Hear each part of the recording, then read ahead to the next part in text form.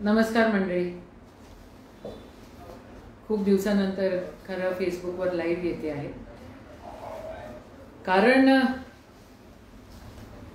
कारण गंभीर आहे आणि आपल्याला सगळ्यांना ठाऊक आहे की मागच्या 2 दिवसांपासून अमरावतीमध्येच नव्हे तर अमरावती, अकोला, बुलढाणा, चिखली, काही औरंगाबाद, नाशिक पुन्हा एकदा लॉकडाऊन करण्याची वेळ आलेली आहे. आपण अमरावतीमध्ये पूर्ण जिल्हा नाही लॉकडाऊन केला.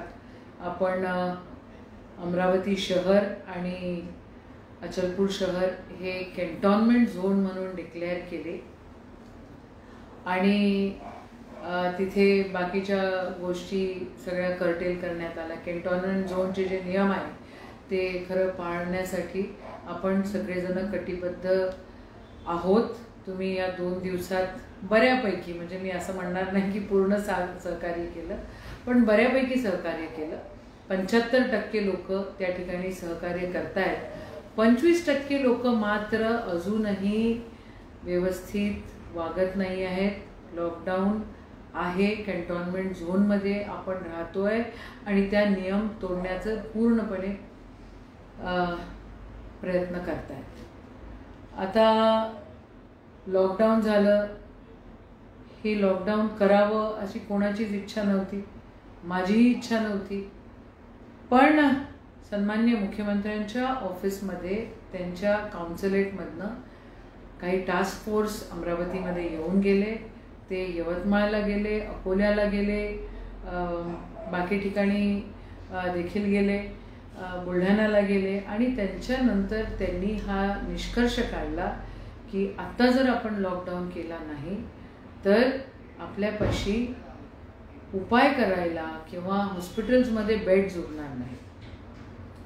सातत्याने सगळ्या जनतेला सांगत आलेलो आहेत. आम्ही मंत्री म्हणून, अमरावती जिल्ह्याची पालकमंत्री म्हणून, महिला व बालकल्याण मंत्री म्हणून प्रत्येकाला जिथं जिथं सांगता येईल तिथं तिथं सांगत आलेलो आहे की बाबांनो, मास्क घाला, एक थोडंसं अंतर ठेवा, नका हे सगळ्या गोष्टी करू. पण नाही, काही बेजबाबदार लोकप्रतिनिधी सुद्धा अतिशय बेजबाबदारपणाने आणि अतिशय खालच्या दर्जावर राजकारणाला नेत आहेत.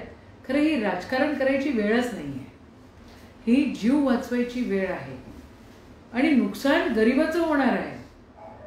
या ठिकाणी माझी सर्वांना, सगळ्यांना, माझ्या अमरावती जिल्ह्यातल्या सर्वांना, सर्व लोकप्रतिनिधींना देखील अशी विनंती आहे की बाबांनो, रणांगणामध्ये इलेक्शन नाही सुरू.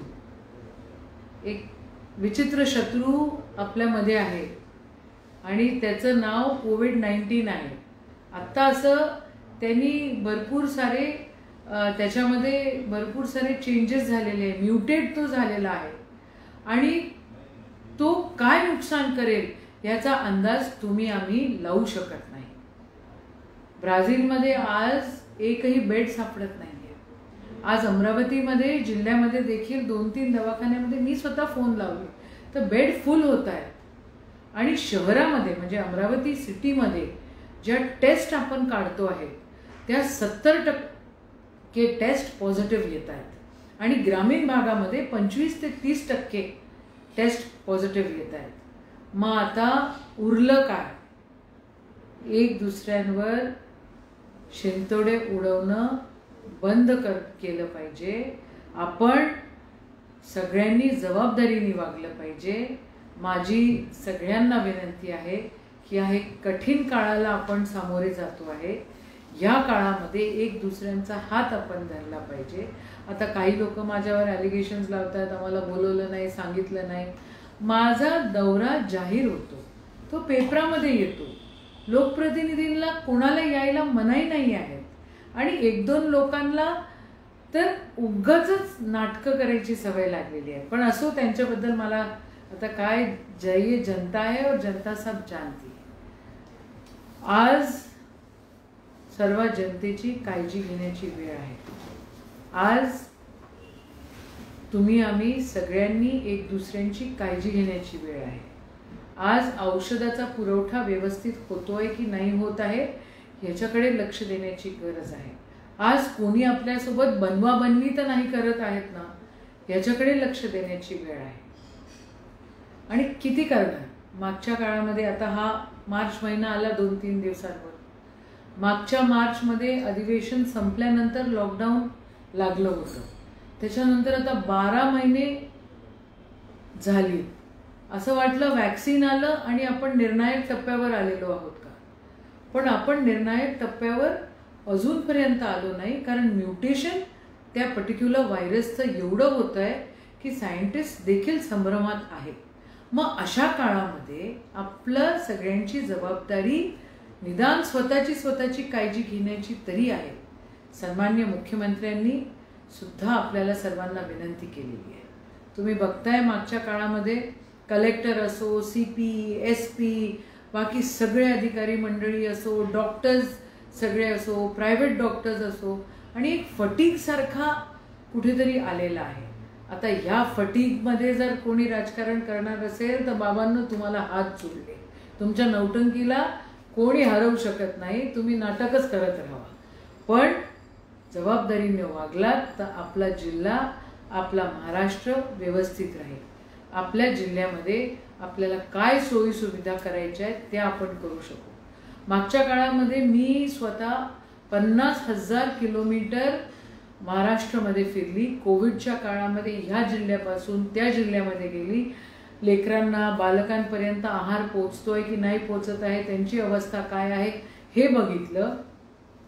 महाराष्ट्रातले अनेक मंत्री, प्रत्येकजण आपल्या आपल्या जिल्ह्यामध्ये, आपण जिथं जिथं पालकमंत्री आहोत तिथे बाकी सगळे लोकप्रतिनिधी या ठिकाणी सगळ्यांनी कामं केली. सगळे आपल्या आपल्या परीनं कामं करतायत. माझ्या अंगणवाडी तायांनी, माझ्या आशा तायांनी खूप काम केलं. आणि आत्ता अशी देवाला खरंच प्रार्थना करतोय की हे कुठेतरी संपावं, हे कुठेतरी थांबावं, कोविडचा प्रादुर्भाव कुठेतरी कमी व्हावा आणि आपल्याला कुठेतरी निश्चिंतीने श्वास घ्यायला मिळावा. या काळामध्ये आता MIDC आपण सुरू ठेवलेली आहेत. काही लोकांचे रोजगार त्या ठिकाणी कमी होत आहेत. पण माझी तुम्हाला विनंती आहे सगळ्यांना की कोणाला कामावरनं बाबांनो काढू नका. सगळेजण एक दुसऱ्यांना सहकार्य करा. कोविड काळामध्ये, या सेकंड लॉकडाऊनच्या काळामध्ये आपल्याला अजून जास्त जबाबदारीनं वागणं गरजेचं आहे. त्या ठिकाणी एक दुसऱ्यांना मदत करण्याची गरज आहे. तुम्ही आम्ही सगळेजण मिळून जर हे काम केलं तर कुठेतरी आपण उद्याच्या पिढीला तोंड दाखवण्याच्या लायकीचे राहू. नाहीतर मग नाही. नाहीतर मग बघा ना, आज आपण एक दुसऱ्यांवर शिंतोडे उडवतोय. कुठं पश्चिम महाराष्ट्रामध्ये असं कुठं तुम्हाला आढळलंय? आपला अमरावती जिल्हा, भाऊसाहेबांनी या जिल्ह्याचं प्रतिनिधित्व केलेलं आहे. अशा एवढ्या दर्जेदार लोकांनी या जिल्ह्याचं प्रतिनिधित्व केलेलं आहे. या जिल्ह्याच्या, या राष्ट्राच्या पहिल्या राष्ट्रपती महिला, त्यांनी याचं प्रतिनिधित्व केलं आहे. ते किती दर्जेदार वागले, त्यांनी किती मदत केली एक दुसऱ्यांना. आपल्याला आपल्या जिल्ह्यामध्ये खूप कामं करायची. ह्या कामांसाठी मला सर्व जनतेची, सर्व आपल्या जनसामान्यांची मदत पाहिजे. सर्व लोकप्रतिनिधींची मदत पाहिजे. माझी सर्व लोकप्रतिनिधींना विनंती आहे, सर्व माझ्या अमरावती जिल्ह्यातल्या सर्व जनतेला माझी विनंती आहे की बाबांनो, उद्याचा काळ कसा होणार आहे माहिती नाही, पण काळजी घ्या. स्वतःची काळजी घ्या. स्वतःला जपा, आपल्या कुटुंबाला जपा, आपल्या समाजाला जपा, आपल्या जिल्ह्याला देखील जपा. हे काळ राजकारण करण्याचं नाही. हे काळ एक दुसऱ्याला जपायचं आहे.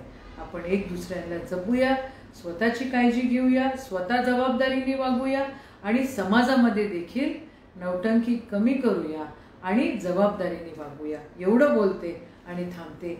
जय हिंद, जय महाराष्ट्र.